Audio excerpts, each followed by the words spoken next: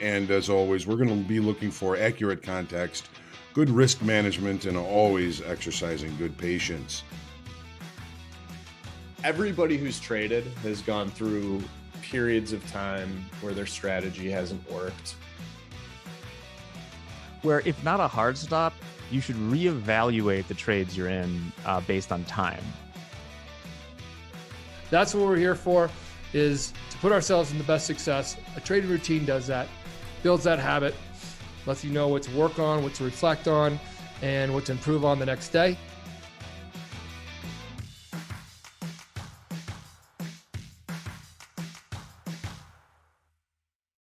Hello, everybody. Welcome to the Coach's Playbook for Tuesday, June 28th, 2022.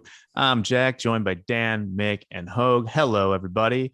Before we get started today on the topic of knowing yourself as a trader, first, I feel like kind of a rapscallion here because I don't have a collared shirt or any sort of collar, so I didn't get the memo. This is like beyond the usual cash here. Yeah, step it up, Jack. Come on now. I know. But anyway, today I hear we have a couple of shout outs, Mick, if you want to get started. I do. Big shout out to George Vaughn, up 6,500 trading the NASDAQ this morning. Right on. Good show. Obviously, he's short. Yes, I noticed that. You know, I went to do something else. It was up in the morning, and then I came back, and I would have done a spit take had I not. I was getting so close. Dan and I have a $5 bet on whether it hits 3,500 or 4,000. And at 39.30 in the S&P today, I was like, oh, we're within striking distance. Oh, Dan, still a lot of time left on the clock. I'm alive and hanging on. Yeah. So today we're talking about knowing yourself as a trader. This is a topic that comes from a blog that I believe when I looked at it, Mick, you wrote a blog? All right.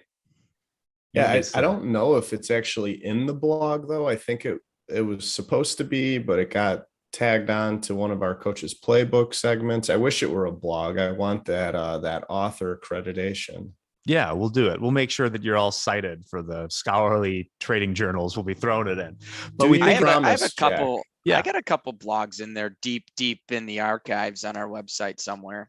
We'll see if they made the transition to WordPress. Some of them are lost. You know, maybe people can find, if you can find some spicy blogs Dan wrote in 2016 or something. There were some hot takes in a couple of them about like crude oil, where it was going. I had some hot takes back in the day. Well, if people watch till the end, I'll tell the story of like the one blog super hot take that I nearly published and then did not. And I'm so glad I didn't. So anyway, we're talking about knowing yourself as a trader, which I think is maybe something people want to be good at everything. But no matter what field you're in, you're going to be better at some things. You're going to have your strengths and your weaknesses. And trading is a big enough series. It's a big enough universe of skills that's going to be the case, similar to sports. Some people are going to be better servers or returners in tennis, things like that. So I think that rather than just try and spread to anything, you got to decide if you're going to focus on your strengths or at least identify them first. And maybe most importantly of all, that identify your weaknesses so that you stay away from them, because I feel like that's where people get hurt. I know a lot of professional gamblers out there that have made untold amount of money in one card game, but can't help but losing it all on any number of other card games they love to play, or betting halftime spreads in WNBA games. So Mick, since you were the author of this blog, maybe you could start a little bit telling us what you think it means to know yourself as a trader. Sure. Thanks, Jack. I think you said it very well. Knowing your strengths and your weaknesses is something that you have to evaluate. Anytime, you find strengths, you want to exploit those and leverage them. And then weaknesses are things that you really need to reflect on and make sure that you are not only aware of them, but put things into place to work around those weaknesses. If you have a gambling mentality and you know that, what can you do in your trading to, account for that and protect yourself from that? If you don't accept losses, most traders are competitive, and in competition, people have a hard time taking losses. However, losing in the trading industry, having losing days is definitely something that many traders face on a weekly basis. So if you have a hard time accepting a loss, you need to put some things in place to make sure that those losses don't get too large. The common thing that we hear from our traders is, they were down $800 and, they wanted to make it back. They kept trading to make back that 800. And then come end of day, they find themselves down $2,800 because they couldn't just say, I made a couple bad trades and I reached my pain tolerance. They made a couple bad trades and they tried to get those back and they made more, negative outcome trades. So being aware of that, to come up with some rule or guideline to, keep things in check for yourself. And then, I also think of knowing yourself, how do you manage money in your real life with your expenses based off your income? Are you the kind of person who, gets a nice fat bonus, and at the end of the year and you go, crazy and spend it on everything?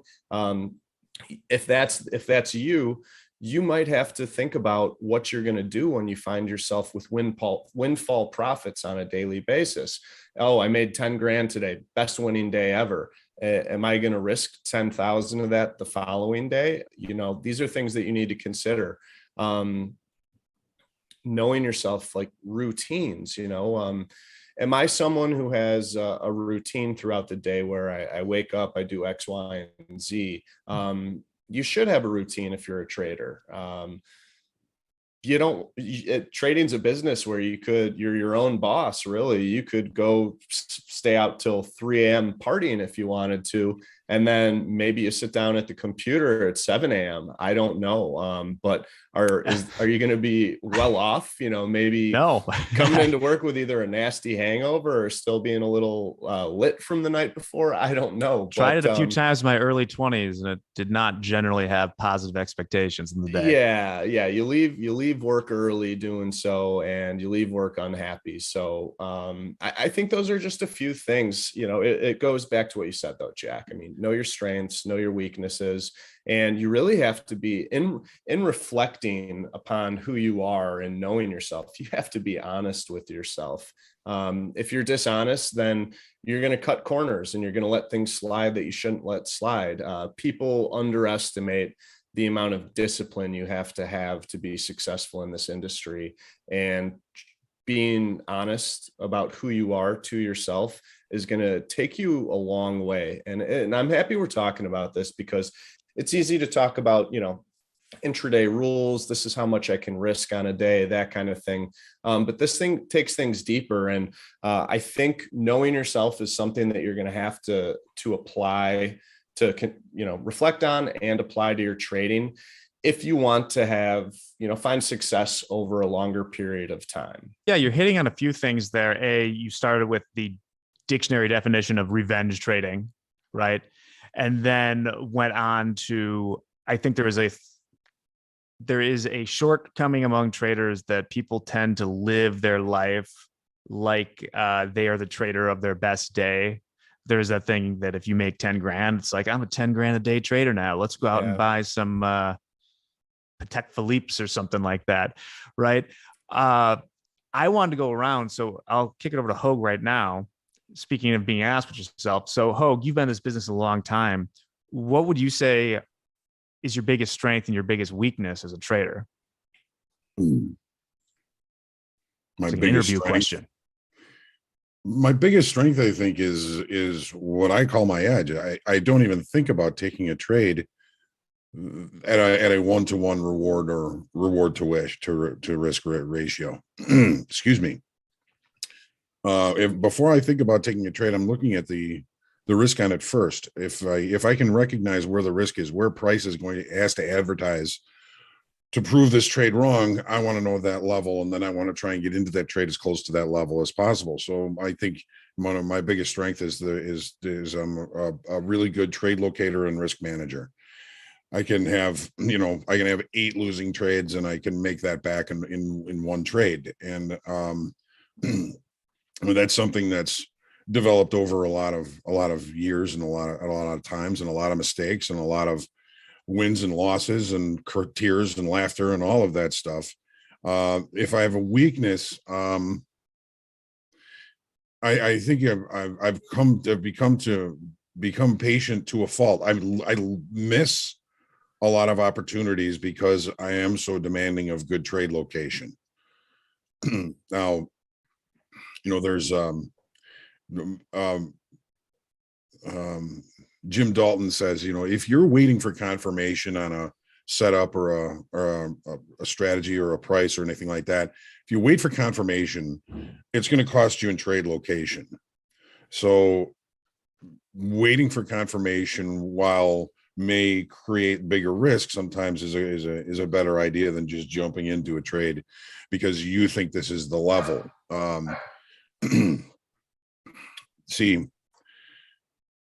I've gotten to know myself considerably over the years. I'm not a psychologist. I've had the opportunity to work with several. One thing that Dr. Menaker always says when we talk to him is, we're trading our own inner market. We're trading ourselves when we're trading these markets. If we are feeling good and we feel like we deserve to make money, we can make money. If we're feeling bad and we don't feel like we deserve to make money, we can certainly create some miserable periods of time for ourselves. Dr.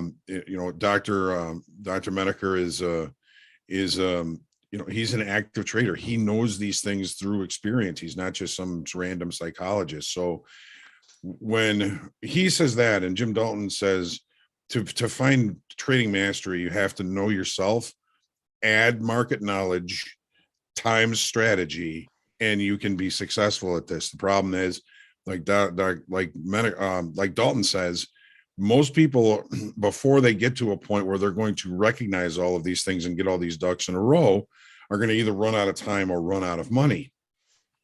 Yeah. So there's a tuition involved in trading. Mick was saying, about losses. You got to be able to accept losses, and you got to be able to accept losses without attaching your self-worth to those losses. A loss is a loss. It doesn't mean that you're an idiot. It doesn't mean that you're always going to be wrong. It's one trade. Kept stepping onto the trading floor with my badge, and some of the older guys would say, "Hey, great, congratulations. Just remember, you can earn whatever you think you're worth." And that's a very deep statement, because if you don't believe that the work you've done and the work that you're doing are worth the money you can make in trading, you're going to find ways to give it back. And I've found every way to give it back in my history in trading. And I just don't do it anymore. I've built muscles around the idea that I don't want to succumb to the what ifs. Well, I'm down money right now, but what if the next trade's going to be the good one? No, I know when to call it a day.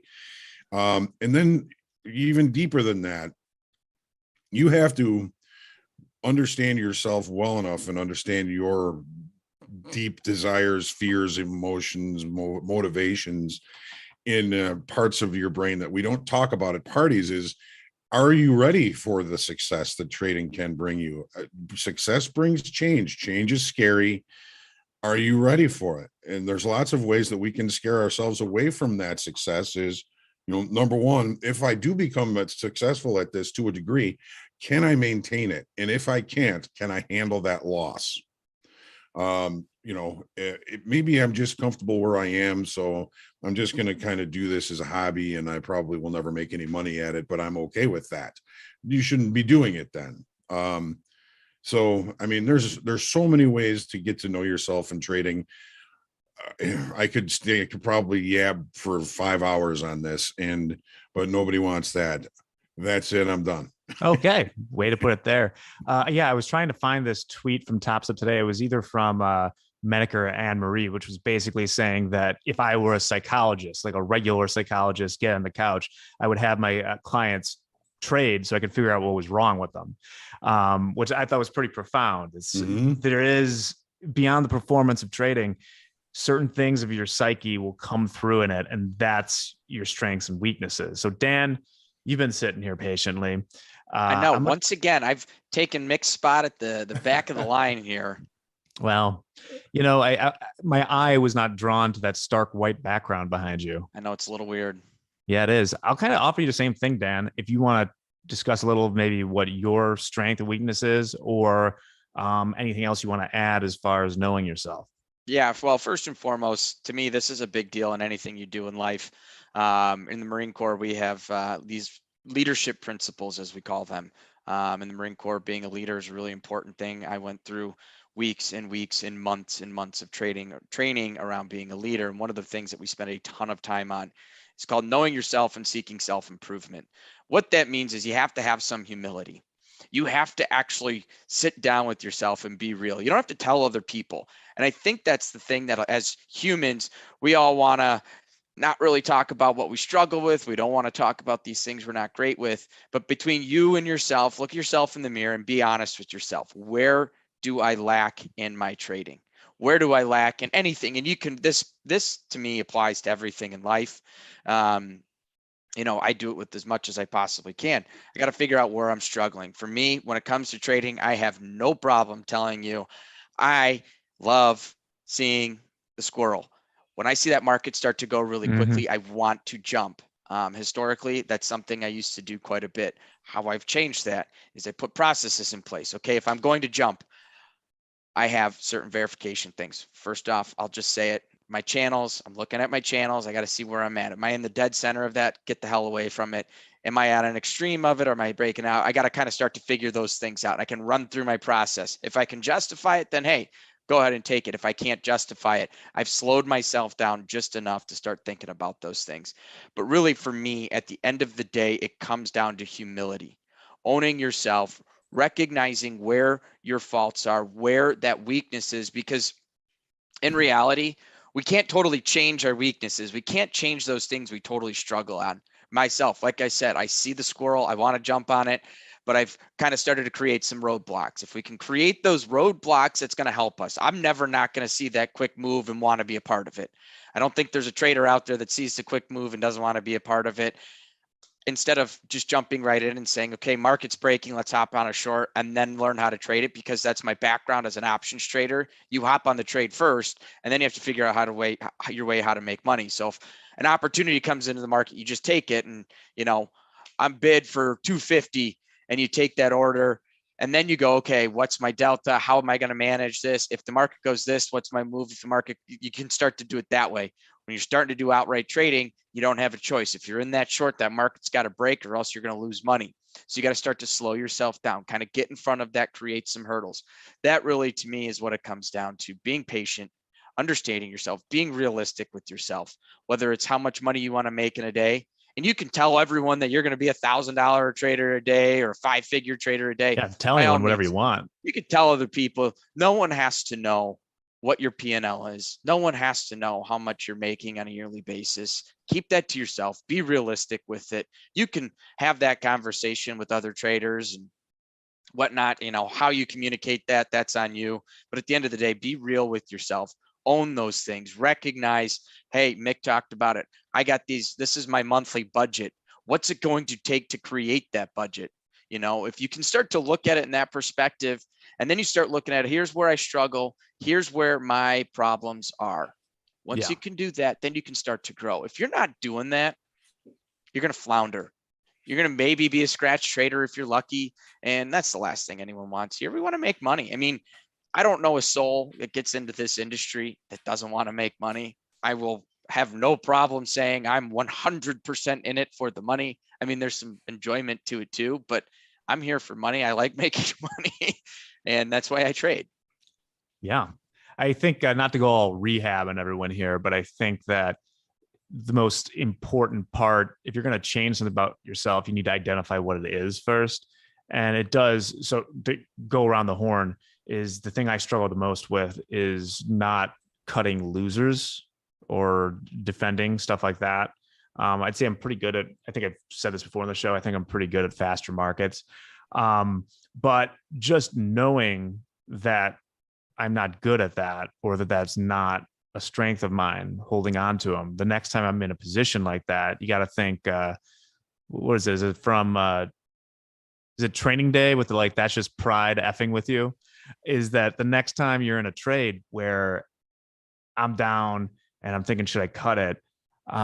Maybe go back and say like, hey, you self-admit that you do this and this is not a strength of yours. So who are you going to trust? The probability or the guy that's bad at doing this? And that's you. So just knowing it, because the worst thing you'd be at a trader is just complete. Well, the worst you could be at anything is oblivious. I'd rather be bad at something than oblivious. So they talk about the learning curve for things. I forget what the highest part of it though is basically with the Dunning-Kruger effect. The beginning is people that don't know any better, who just start something, think it's pretty easy to get good really quick. And the truth is they just don't know. They don't even know what they're good or bad at. And then people that are intermediate recognize, oh no, that's so hard to do, so hard to get there. But at least they've got somewhere because they know what it takes and they know what sort of problems and challenges you're going to face along the way. So that's my take there. Anyone else have any final thoughts they'd like to get out before we kick it over to Dan? Oh, it gets to come back to me. Yeah. I mean, I saved you for last because we're going to do it twice. I What's really up? appreciate, Dan reminding me and reminding everybody, humility and honesty are extremely important in your ability to improve your who you are as a person and a trader. Of course, if you're if you're humble and honest, you're going to get a lot further than if you're full of fake knowledge and ego. 100%. Yeah. And I think with that too, it's like, at least be honest with yourself. Okay. You can, if you want to fib to other people, you know what, you can do that. But if you know why, or if you can be realistic within yourself, within the confines of your little office and looking in that mirror, then that's at least that first step to being better at this. One other thing you said was, you can tell people whatever you want about your trading. Just, you don't have to talk about how much money you make, how much you lost, anything like that. As a matter of fact, it's one of the dad wisdoms that I've kind of forgotten about, and that kind of brought up again, is my dad always said, you don't ask people about money. You don't ask people how much they make or how much they lose. It's rude. Yeah, So you no one don't have to cares. tell them. They don't have to tell you. Yeah. Hey, we used to do that every day. My dad came home from work and we'd all stand in the kitchen to hear, or around the corner to hear my mom ask how much he made or lost that day, to know if we could ask him for something. We knew if he had a good day, we could ask for something. Nice. Oh, before I kick it over to you for a quote, Dan, I said I'd say what the worst blog of all time that I nearly published were. Yes. Late February 2020, and you probably know where this is going. I wrote this whole blog is essentially, the market's going down, but not because of COVID. That's nothing. Like, just like a complete, I wrote this, it was, in my defense, this was like very early in it, is like the thesis was there's so much other stuff to worry about right now. Like something very bad may happen to us, but it's not COVID. And luckily I waited like a day or two on that. In the meantime, it was like, oh, well, this is getting a little bit worse here. So yeah, I'm glad that was never out there. So there you go. Dan, a quote? All right. I got a quote. I'd love to try and add to it, but this comes from Aristotle. I'm not going to even ever try that's and the break down funniest quote I've ever heard. what Aristotle said. Knowing yourself is the beginning of all wisdom. I'll leave it at that. Very appropriate. Yeah, I think we'll leave it there too. Be sure to check out the market forecast on the Top Step YouTube channel in the morning and the recap in the afternoon at 3 Central Time. But if you're here for Coach's Playbook, we'll be back next week. Hogue, sign us off. Sure. The subject that we breached, just nicked the corner of today, is a very broad subject, and it's something that takes a long time and a lot of exercise to improve. Pick a barrier that you have, and one step at a time, baby step at a time, try and bring that barrier or that weakness to its knees. And at the same time, take one of those things that you do well, one of those things that you know you do well, and figure out how to maximize it. And it all takes a little bit of mental muscle, but as you do it, you'll get better and better at it. And we are looking forward to your success. So take it easy and get to know yourself.